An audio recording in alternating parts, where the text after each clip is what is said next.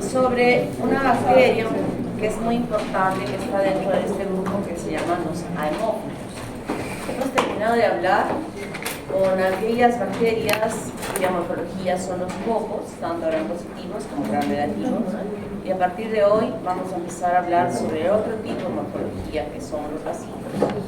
Y como habíamos hablado cuando hablábamos de bacilos, que eran de diferente tamaño, grandes, pequeños, delgaditos, de borde redondeado, cuadrado, cruciforme, es decir, aquí vamos a empezar a observar una serie de características peculiares de la formación de él, y vamos a hablar de aquellos, obviamente, que estén implicados en el desarrollo de las enfermedades en el ser humano. Haemophilus pertenece al género Haemophilus y existen varias especies que son patógenas para nosotros los seres humanos, pero uno de los más importantes es el Haemophilus influenzae del serogrupo B, que le llamamos también HIV. Yo les voy a ir diciendo a veces muchas siglas que son importantes que las aprendan, porque es así como se les conoce cuando se hacen los trabajos de investigación o alguna referencia respecto a ello. Y Haemophilus influenzae tipo B presenta diversos cuadros clínicos en diversas partes del cuerpo. No tiene una especificidad de desarrollar en un solo lugar y puede afectar, por ejemplo, a desarrollar la epiglotitis. Vamos a hablar de la epiglotitis, que es un cuadro clínico muy grave que se presenta en los niños. Las meningitis bacterianas, miren, aquí estamos agregando otra bacteria. Cuando hablamos de las meningitis habíamos dicho que son muchísimas bacterias, que era imposible poder distinguirlas por las características, excepto porque el examen nos ayudaba a decir es una infección bacteriana.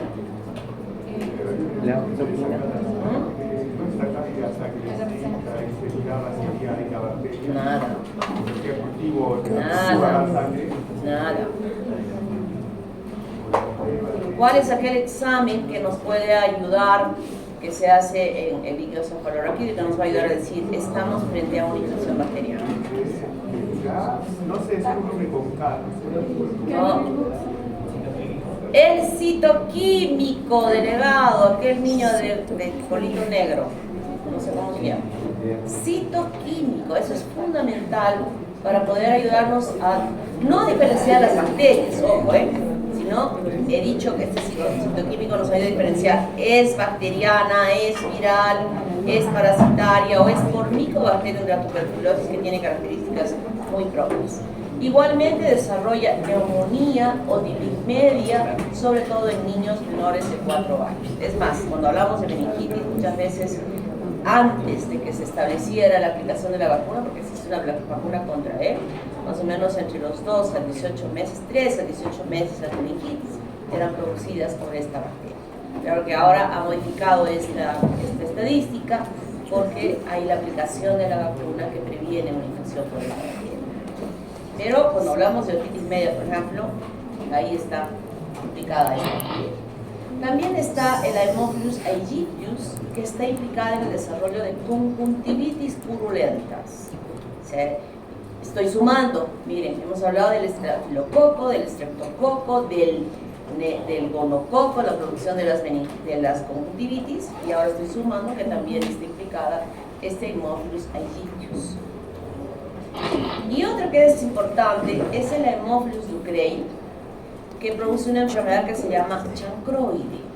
Y el chancroide es una infección de transmisión sexual que se desarrolla con lesiones típicas a nivel de los genitales, donde inicialmente, no voy a hablar sobre esto, con leer en su libro, donde inicialmente, y sobre esto sí podemos explicar y mostrar las imágenes a los mucosos del segundo semestre,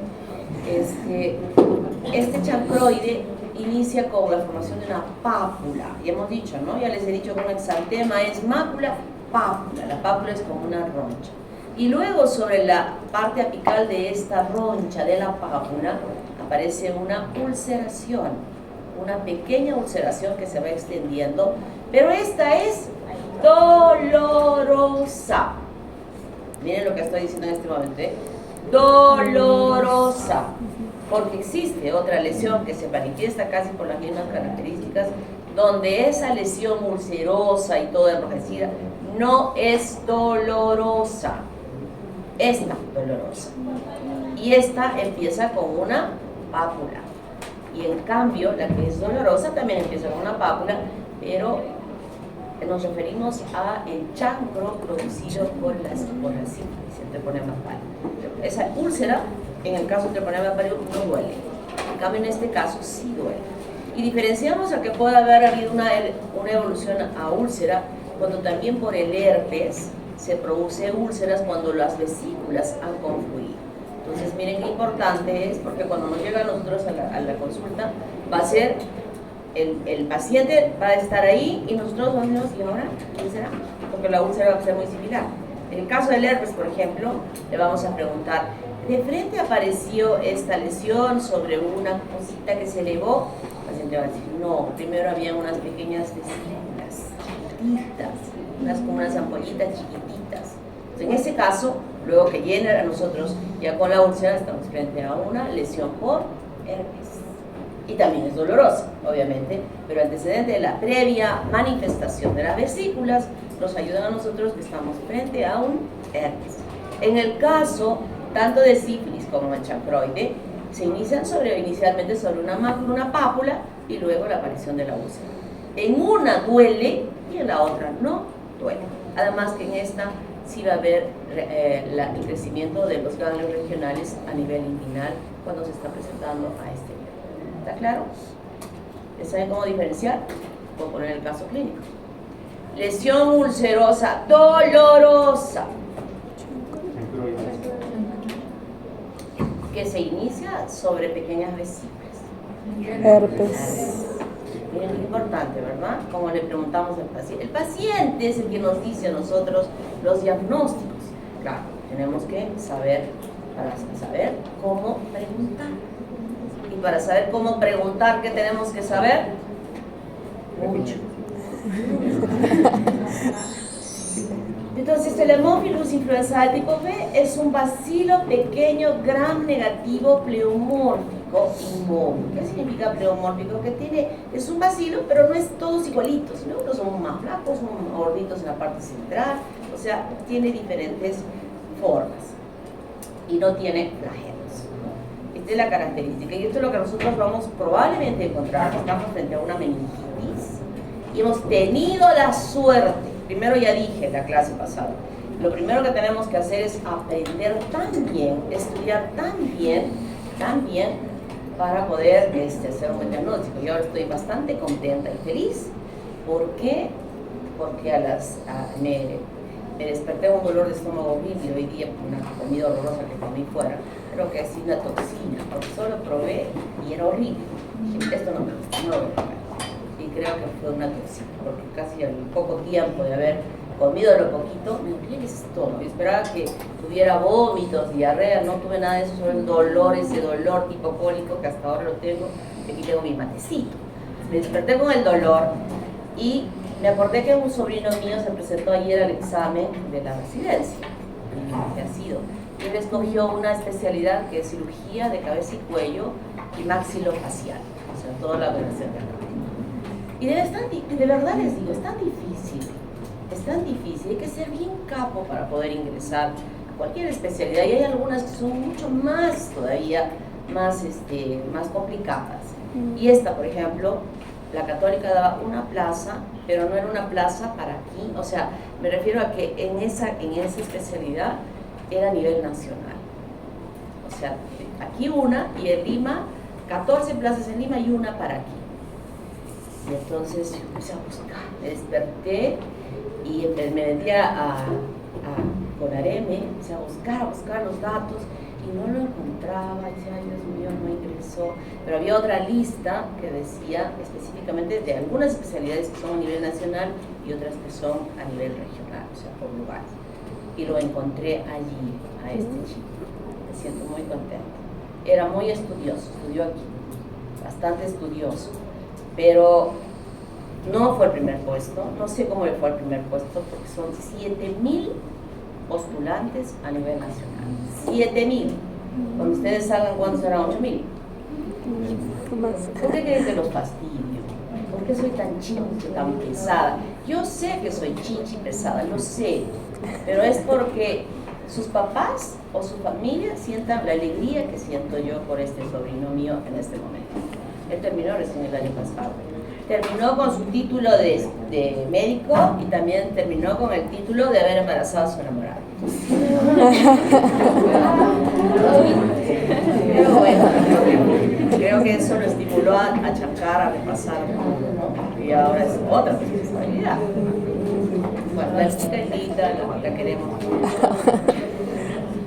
Pero no hagan eso, ¿no? Yo recuerdo que su papá, el papá es todo el antiguo, ¿no? Dice, imagínate, Noemí, ¿cómo es posible? No se ha casado y está, ¿qué harías tú? Yo feliz. Feliz porque quiero tener un nieto y no me lo dan. Así es la vida, chicos. Así es que tienen que hacer, ¿qué deben hacer para dar esa alegría para ustedes y para su familia? Estudiar duro. Bueno, entonces esta es una bacteria que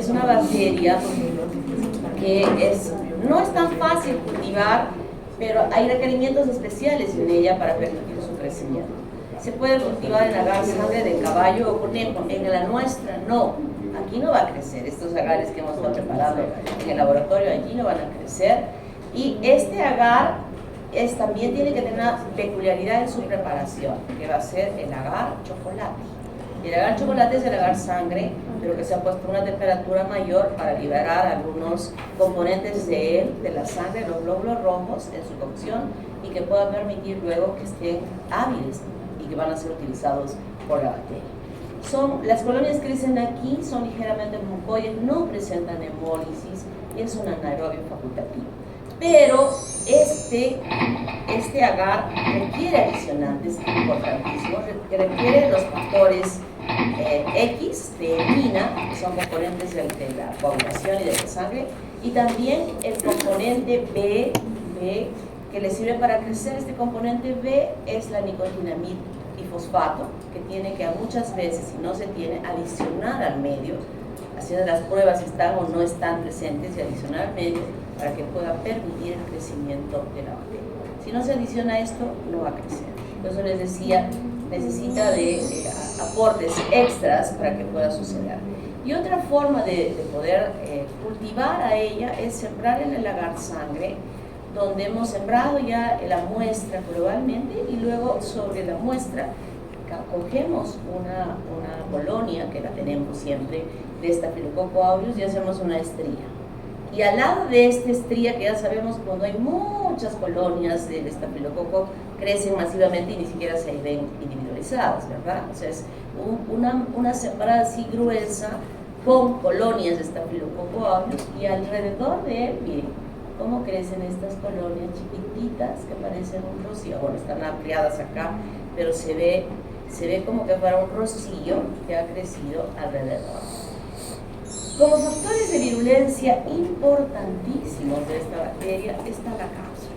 Siempre la cápsula va a ser importante para todas las bacterias porque ayuda en su patogenicidad, y está compuesta por la poliribosa de cadenas de fosfato de rilitol, PRP. Estas son las siglas que se han puesto de poliribosa y fosfato de rilitol, y que nos sirve a nosotros. Esta estructura de la cápsula de esta bacteria va a ser utilizada para la formación de la vacuna que ha sido preparada y elaborada para contrarrestar estas infecciones que hasta hace algunos años eran muy graves, sobre todo para los niños, ¿no? Con alta mortalidad. Y esta cápsula, ya sabemos que las cápsulas son antifagocíticas y además resisten a la lisis por el complemento. Ya saben lo que es el complemento, ¿verdad? ¿Qué son el complemento? ¿Qué me quiere decir? ¿Qué es el complemento? Ya han hecho en inmunología, esa es primera parte. Es un agente que ayuda a la fagocitosis.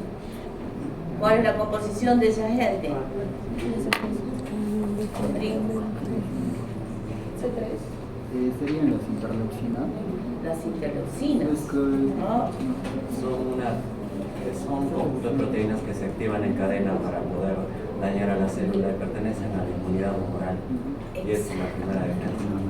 Son unas proteínas, una cascada de proteínas que ayudan al sistema sistema inmune para poder actuar conjuntamente con los anticuerpos, así que sea mucho más eficiente la posibilidad de eliminar esa enfermedad. ¿Ya? Eso se lo ha hecho el doctor Juan. Serotipos. Hay diversos serotipos, desde A, B, C, D, F, es una clasificación que se ha dado, y de todos ellos, el más importante es el tipo B, que les decía es Haemophilus influenzae tipo B, y le llamamos HIP, que son muy invasivas. Digamos que este tipo B es, dentro de todo el grupo que está clasificado, es el más agresivo en el desarrollo de las enfermedades. Las cepas de Haemophilus influenzae que no están capsuladas no son tan virulentas porque pueden perfectamente ser afectadas por el sistema inmune y ser eliminadas, y entonces no es un problema para el desarrollo de las enfermedades. Otro factor de virulencia importante son los pilis o finques, que en este caso van a ser muy importantes para la adherencia. Adherencia, un lugar por donde usualmente ingresan el Haemophilus tipo B es por vía inhalatoria.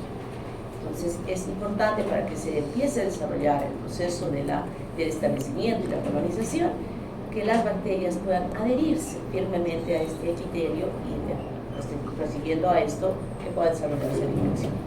Los lipoligosacáridos, los LOPs, son muy importantes porque van a actuar en forma eficiente en los casos donde se esté desarrollando las meningitis, ¿no? Porque van a incrementar la permeabilidad en este nivel y con ello obviamente va a ser un factor importante para el desarrollo de las meningitis. La inmunoglobulina A proteasa actúa eficientemente desprendiendo la región FS de la inmunoglobulina A, acabo de mencionar. Esta bacteria ingresa por la vía inhalatoria. Cuando digo inhalatoria, toda esta parte superior del tracto respiratorio está cubierta de mucosa. Y la inmunoglobulina A se encuentra a nivel de las mucosas. Entonces, esta bacteria apenas ingresó y empieza a establecerse, empieza a producir su enzima que va a permitirle una mayor colonización. Luego también tiene unos receptores de transferrina que va usando del huésped. O sea, fácilmente no lo necesita y lo puede usar sacando fierro de la transferrina del huésped donde se está desarrollando la infección. Entonces ya vemos cuáles son los agentes de patogenicidad de esta bacteria y en patogenia. Lo que va a suceder es que una persona que está infectada con la bacteria, no necesariamente enferma, ojo, esto quiero que lo entiendan bien, no necesariamente enferma, pero puede ser portadora de estas bacterias. Y en el momento de hablar, de toser, de estornudar, de hacer todos estos, puede estar expulsando la bacteria hacia el ambiente, el medio ambiente, y ser capturada por estas gotitas de Fluger, se llama PHUGLER, Fluger, así se llama. Estas gotitas son gotitas de agua que uno elimina al toser, al hablar, que se eliminan, son microscópicas y que usualmente alojan a una serie de bacterias. Estas gotitas no es que las bacterias estén volando en el aire cuando uno tose, sino son gotitas en las cuales están suspendidas y que las personas puedan inhalarlas y permitir el ingreso de la bacteria. Llega sobre la superficie de la mucosa, que ya tiene sus pilis, ya hemos dicho la bacteria, empieza la colonización de la nasofaringe, atraviesa la barrera de la mucosa que la llega a afectar, o sea, se pega, pero penetra, la atraviesa y luego llega a través de la sangre, llega a la sangre y va a producir una bacteria.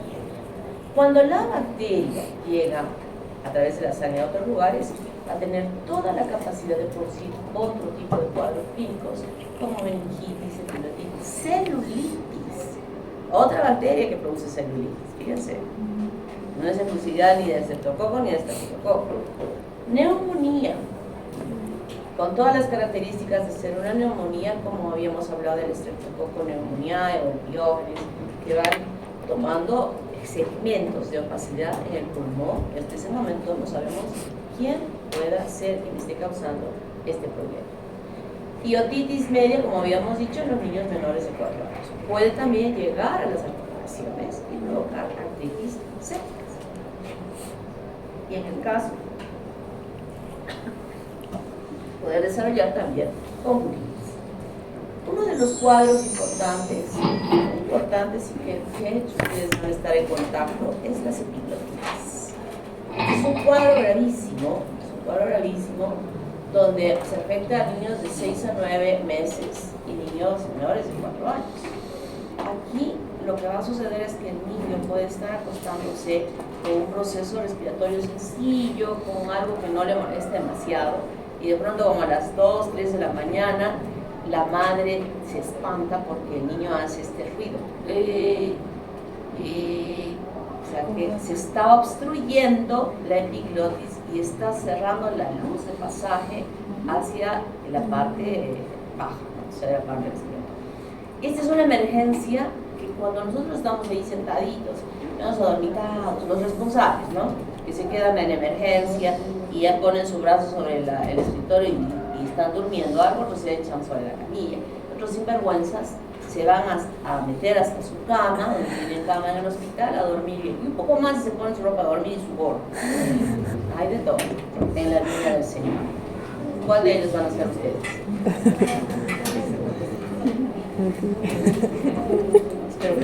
Espero que sean estos que se sientan en la sillón o que se echan en la camilla si no hay paciente, mientras llega el paciente. Pero apenas, miren, cuando uno es interno, el sonido de un motor es el despertador. Ya uno despierta, ¿no? Y bueno, yo no sé de la emergencia de los hospitales, yo hice mi internado en el general, y entonces se abre la puerta, tiran la puerta. Y ahora ahí decimos, ¿para quién será? ¿Para el de pediatría? ¿Para el de cirugía? ¿Para el de medicina interna? ¿Para quién será? Todavía estamos medio así.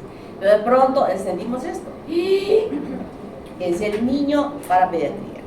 Y salimos espantados porque el niño se está asfixiando, se va a morir, ¿no? Y ese es el resultado justamente de esta obstrucción que se produce en relación a una toxina que produce también no toxina, sino es el daño que produce a la colonización y provoca un edema severo a ese nivel, obstruyendo la luz de la laringe. La meningitis, ya hemos hablado sobre meningitis, toda esa sintomatología que hemos hablado, hemos dicho, claro, el paciente nos decía, ¿no? ¿Le ha dolido la cabeza? ¿Alguna vez le ha dolido la cabeza? Él no responde. Pero en este caso, ¿qué va a responder el niño? No responde. Entonces aquí quien nos va a dar toda la información va a ser la mamá. Y hay que saber preguntarle a la mamá. Hay que saber preguntarle a la mamá. Todo lo que lo que hemos visto, señora, ¿qué le pasó? Y incluso nos llega a los niñitos, bueno, hay algunas mamás que puedan venir muy atentas, muy preocupadas al llanto y a la fiebre, los llevan. Pero hay otras mamás que de repente ya es su segundo hijo o su tercer hijo, ya no es como el primer hijo.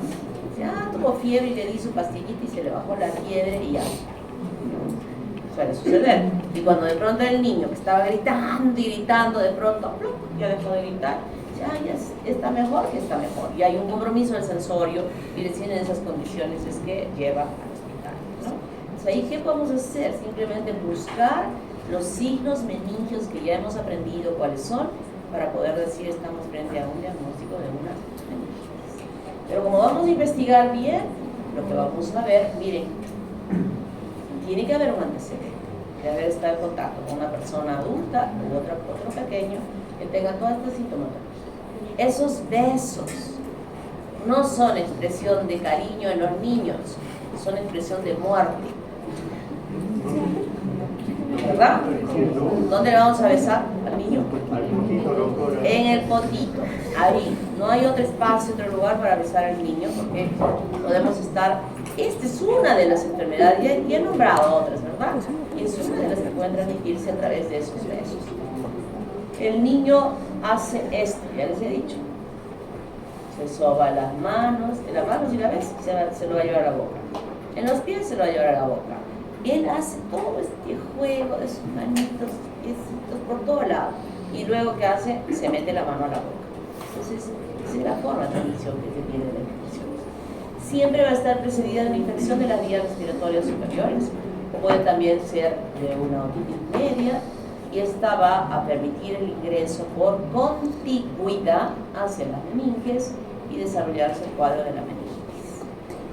Repito, si todavía no ha perdido la conciencia, va a ser un niño que llora y llora desesperadamente. Y las mamás nos damos cuenta, ¿no? Si es que es un lloriqueo desesperado por mañosería, o es porque realmente está mal, ¿no? O es porque está mal. Y uno de los parámetros importantísimos para desenmascarar al llorón es la temperatura.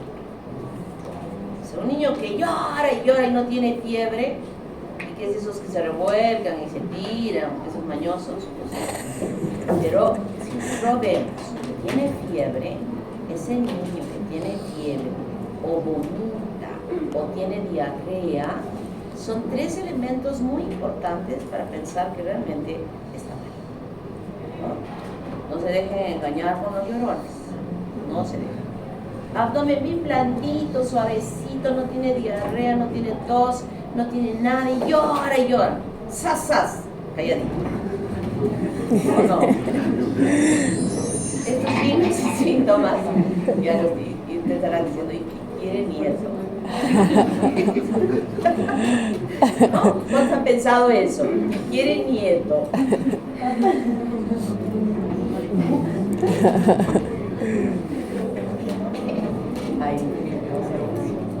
Bueno, entonces ya sabemos que aquí va a haber alteraciones de conciencia, vómitos, convulsiones, rigidez de nuca, los signos meningios de Brudzinski, Babinski, Kerning, todos van a estar presentes, todos. Y en el caso de los niños más pequeñitos, en los menores de un año, vamos a poder evaluar este signo importantísimo. Sabemos que aquí está su fontanela, ¿verdad? Si nosotros ponemos al niño en posición erecta, lo agarramos así, normalmente el niño va a tener una depresión en su fontanela. Pero si nosotros lo agarramos así y su fontanela está así abombada, significa que es un signo meningio de que ese niño está con una meningitis. Ya tenemos un parámetro más para ayudarnos a pensar en ese diagnóstico. Pues en la epidemiología, casi el 35-85% de los adultos son portadores de Haemophilus influenzae no capsulado en las vías respiratorias superiores, o sea, nasofaringeo, y solo cerca del 0.4 porta gripe. Pero ni con esas tienen que besar a los niños, por favor, ni con esas, porque estos ya van a ocasionar un problema en los niños que puedan estar en contacto con esas personas que son portadoras. Una persona portadora es aquella persona que tiene con ella un determinado agente infeccioso que no le está ocasionando el problema a esa persona, pero es un foco de infección y de transmisión para otras personas. Ese es el portador. Los llamamos portadores sanos. ¿Está claro? Portadores sanos. ¿Habrán portadores sanos con el COVID? Ah, sí, los asintomáticos, doctora. Claro, los asintomáticos. Ellos son portadores y son capaces de infectar. Sí. Creo que ya lo hemos entendido bien, ¿verdad? Pues estos portadores, estas personas mayores son portadores que cuando están dando bebecitos a los niños y estar en contacto con ellos podrían estar transmitiendo la infección. El 60-90% de los niños alberga Haemophilus influenzae. Claro, no lee. Cerca del 5% de los niños y hasta el 60% de los que asisten a guarderías son portadores de gripe. O sea, de grave.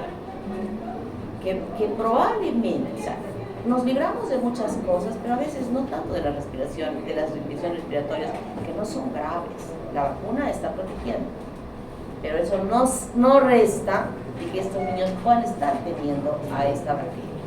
Por eso es tan importante la vacunación contra esta bacteria que se ha logrado. En nuestro medio ya hemos avanzado muchísimo en relación a las vacunas, pero todavía hay otros países donde no se hace esto y donde la incidencia de esta patología es bastante alta. HIV es responsable del 42% de meningitis bacteriana en niños entre 3 meses y 5 años. ¿Quién le sigue en segundo lugar a Haemophilus? en niños. ¿Es de la leche? ¿Perdón? El estreptococo Estreptococo. neumonía. Estreptococo pneumoniae, le sigue a la hemófilos. Estreptococo pneumoniae. Influye en la meningitis bacteriana, la pobreza, el hacinamiento, las malas condiciones de higiene y salubridad. Definitivamente eso sí lo entendemos, ¿no? O sea, muchas de nuestras enfermedades que se presentan en nuestro medio están asociadas a la pobreza. Creo que eso sí lo tenemos muy clarito. Y mientras sigamos en pobreza, se ha acentuado nuevamente por la pandemia, porque estuvimos mejorando, pero por la pandemia otra vez hemos ido para abajo. O sea que tenemos una población muy importante en nuestro medio que puede estar desarrollando este tipo de infecciones. En relación a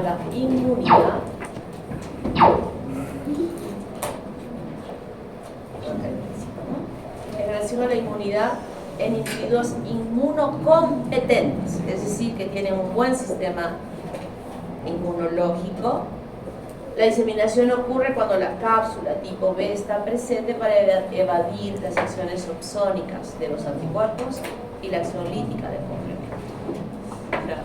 Mientras existan estas cepas de tipo B y que además actúen, va a ser bien difícil poder controlar. Los anticuerpos contra la cápsula tipo B son protectores e eliminan a la influenza por ozonización. Eso ya lo hemos entendido y ayudada además por el complemento que podría estar asegurándonos que estamos frente a una respuesta óptima. Y es el resultado de la vacunación. Si no hay vacunación, no hay nada que hablar. El diagnóstico que vamos a hacer, dependiendo de cuál es el cuadro clínico, porque hemos visto que la hemófilis puede desarrollar una serie de cuadros clínicos cuando se produce la infección. Puede ser, tomemos muestra de sangre, podemos tomar exudado faríngeo, podemos tomar exudado nasofaríngeo, podemos obtener el líquido cefalorraquídeo y ratifico lo que dije. No va a cansar de decir, hay una pregunta porque no he visto el examen de la residencia de este año, pero sí del año pasado y del anteaño pasado. Hay full preguntas de embriología y de microbiología. Full. Así que voy a buscar preguntas de ahí para hacerles preguntas a ustedes. Me voy preparando para la forma. Y full casos clínicos. Casos clínicos. Entonces, está en el estudio que se hace, lo que vamos a hacer primero, siempre, ¿no? Tinción de Gram. Si hemos hecho ese examen, ese diagnóstico tempranísimo, ¿será positivo la tinción de Gram o no? Cuando el niño estuvo llorando y tiene fiebre y la mamá muy preocupada, inmediatamente envuelve al niño y lo lleva al hospital. El médico le hace su evaluación, le agarra la cabecita, acá le gira su nuca, por ahí algo que se insinúa, otro signo, no está tan clarito todo, pero sospecha. Ojo clínico, sospecha de una y le va a hacer la función lumbar y va a obtener el líquido cefalorraquídeo. Y pregunto, en ese estado, ¿el Gram es positivo? No estoy diciendo la coloración Gram, que sea positiva, estoy refiriendo, el Gram, me refiero a que si ha encontrado o no ha encontrado algún problema. ¿Encontrará? Negativo va a ser. Bien difícil. Al principio es difícil encontrar a nadie en ese líquido cefalorraquídeo a través de la coloración Gram. ¿Qué nos ayuda? ¿El? Amigo, ¿qué me dijiste? El citoquímico. Eso es el examen que nos va a ayudar. Nos ayuda muy bien y entonces además ya el resultado de ese citoquímico estaremos luego haciendo un cultivo que ya hemos dicho cuál va a ser nuestro método de cultivo especial con la adición de estos factores de gelatina y de NADPH, ¿verdad? El factor X y el factor B. Y además hacer otro tipo de pruebas para hacer el diagnóstico. Y como pruebas inmunológicas, miren, hoy en día hay muchas, son difíciles de encontrar al principio, pero nos podemos ayudar con una serie de pruebas que existen, que están haciendo ustedes ahora en su curso de inmunología en las prácticas. Cuando nosotros vemos la relación de exámenes que hacen los laboratorios, que nos envían a los laboratorios gigantes, a nosotros los laboratorios de repente más pequeños, las hojas son hojas.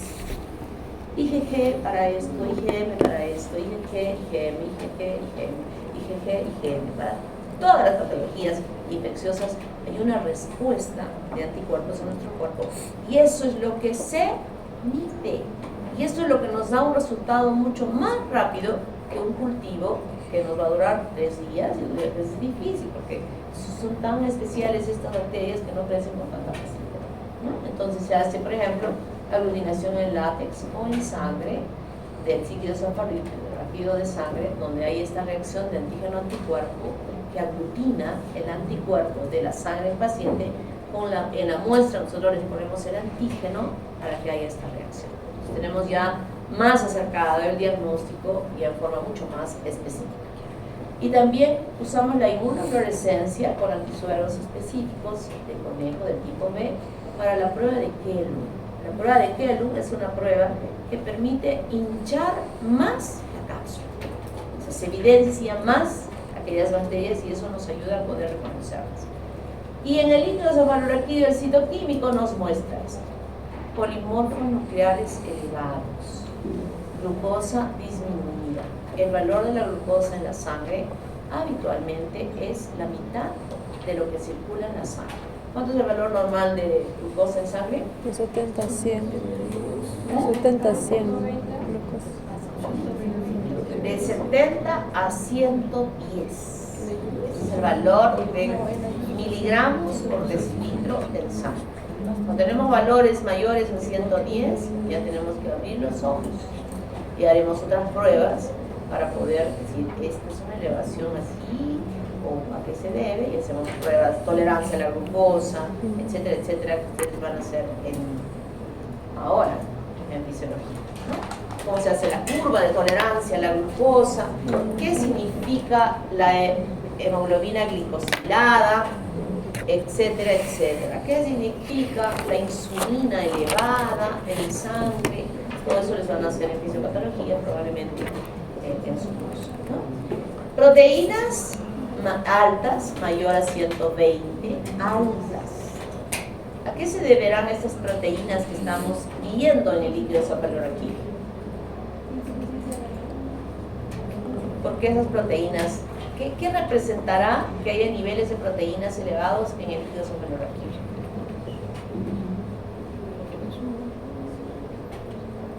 ¿Qué creen ustedes? ¿Por qué estará elevado? La glucosa baja sí la entendemos, ¿no? ¿Por qué estará baja la glucosa? ¿Por qué estará baja la glucosa? ¿Ah, tampoco la entendemos? ¿Cuál es el requerimiento energético de las bacterias? La glucosa no. Por eso la glucosa baja, está consumiéndose, baja. ¿Y las proteínas por qué estarán elevadas? A ver, quiero escucharlos. ¿Qué dices, Rodrigo? Rodrigo, sí, ¿qué dices? ¿Por qué altas? Las proteínas altas. No será porque como ya de las bacterias usan así, no será porque están tratando de acá el sistema inmune a las bacterias, de todo tiene un conjunto de proteínas, con los compuestos, componentes, eso. A ver, no te estoy escuchando. Creo que eran los componentes o estos que eran un conjunto de proteínas. ¿Qué proteínas? Que atacan las bacterias. ¿Qué proteínas que atacan las bacterias? Proteína C. Proteína C, Las inmunoglobulinas. ¿Ah? Todas las proteínas que participan, los anticuerpos que son proteínas, los complementos que son proteínas, todo esto migra a ese lugar y eso es lo que hace que se eleve la proteína. Era compuesto, doctora, ¿Qué me dice Rodrigo? Yo pensaba que era compuesto. No, son ellas, por eso nosotros vamos a encontrar esta traducción de las proteínas aquí, están. Y bueno, el examen microbiológico no más que es difícil a veces y demora. De hecho, que aunque no encontremos ninguna bacteria en el GRAM, tenemos que cultivar, ¿verdad? Esto que me había pasado, polimorfos nucleares elevados. En estos polimorfos hay un valor normal que puede haber de leucocitos en el líquido cefalorraquídeo, pero en algunos casos se eleva demasiado, como en el caso de las bacterianas, y por otro lado también observamos la diferencia de la celularidad, polimorfos nucleares o linfocitos.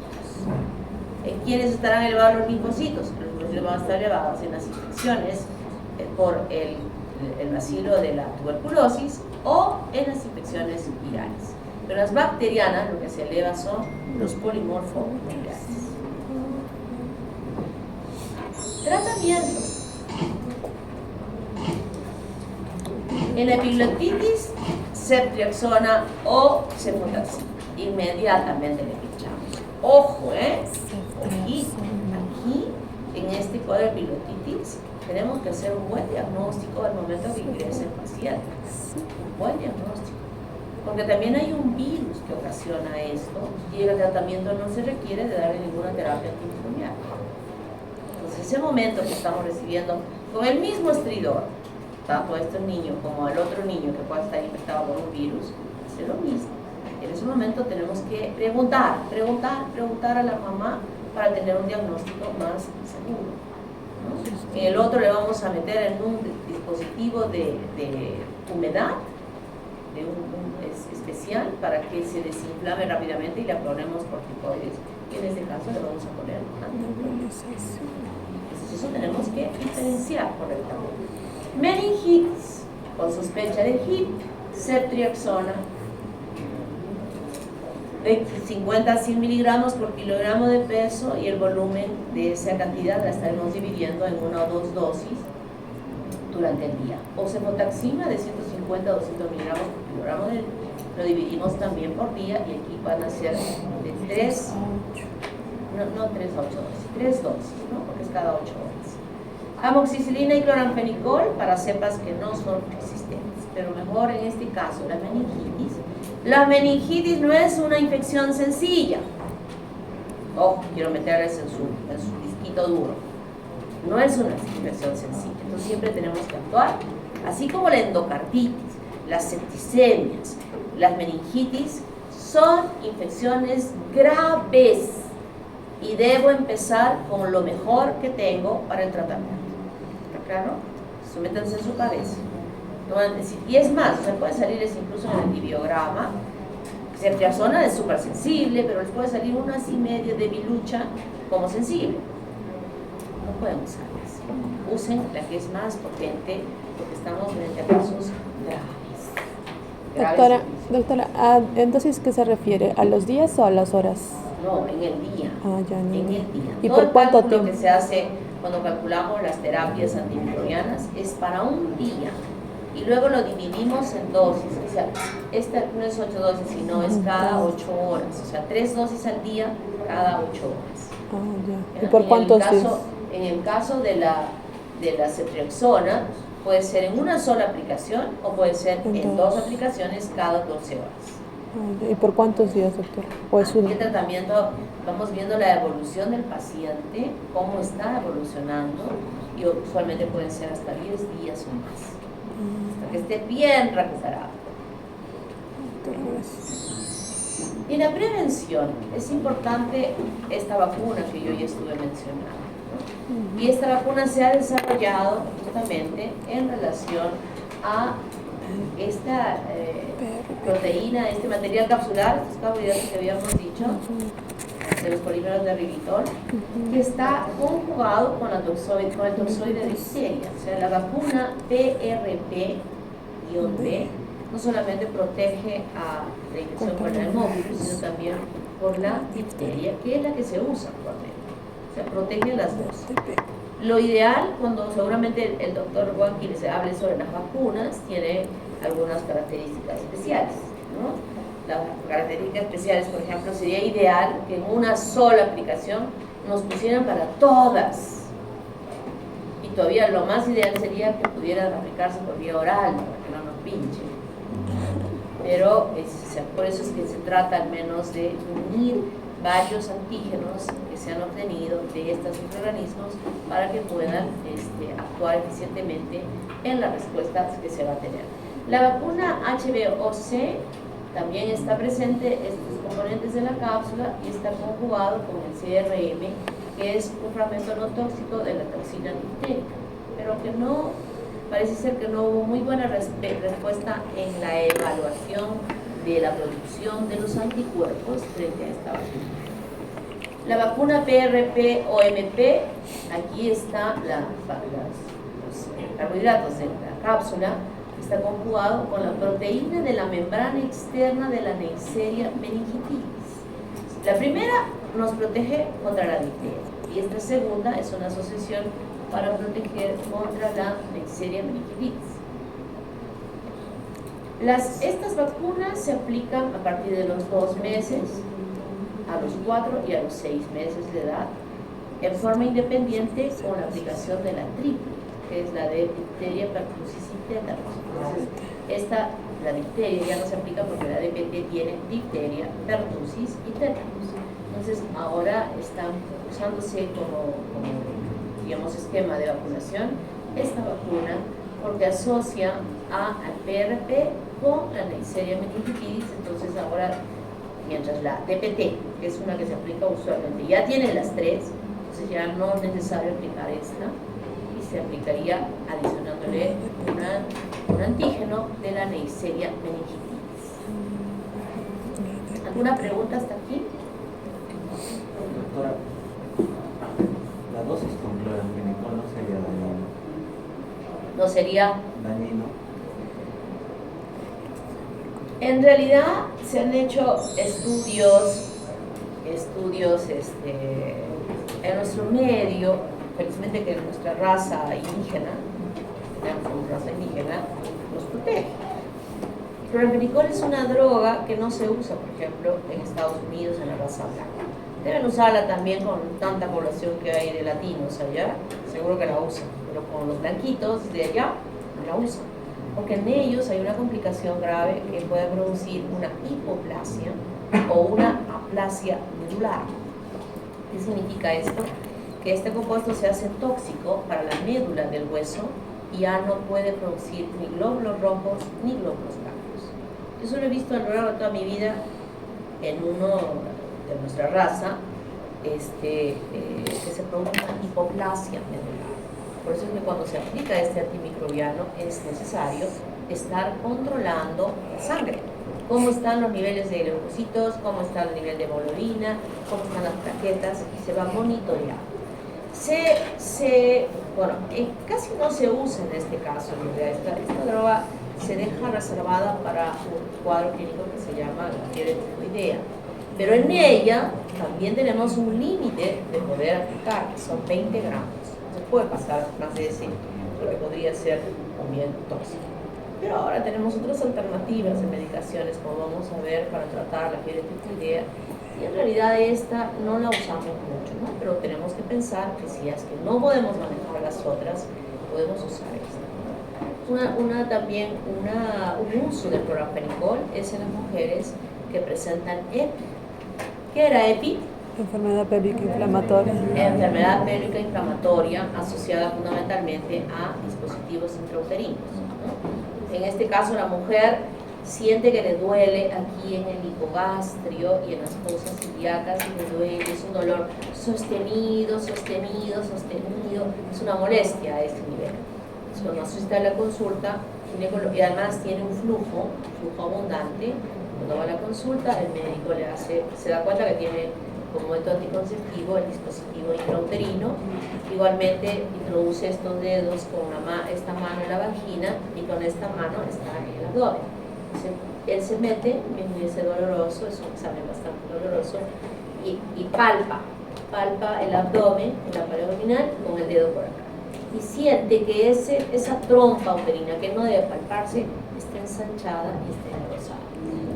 Entonces le quita el dispositivo y le tiene que dar un tratamiento antimicrobiano, y uno de los que son eficientes es justamente el cloramfenicol, como parte del tratamiento.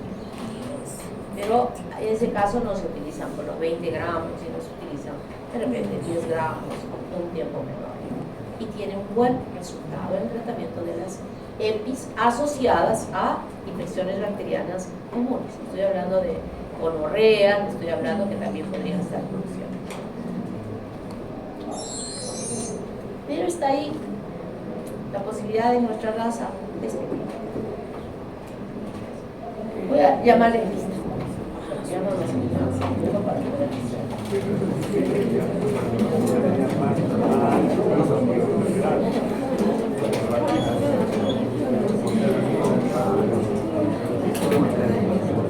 Me gustaron una pregunta, doctora. Entonces, si quería, doctora, viendo esa prevención, si creía que los que son con antivacunas sería más probable que utilicen enfermedad de influenza. obvio, obvio, esos antivacunas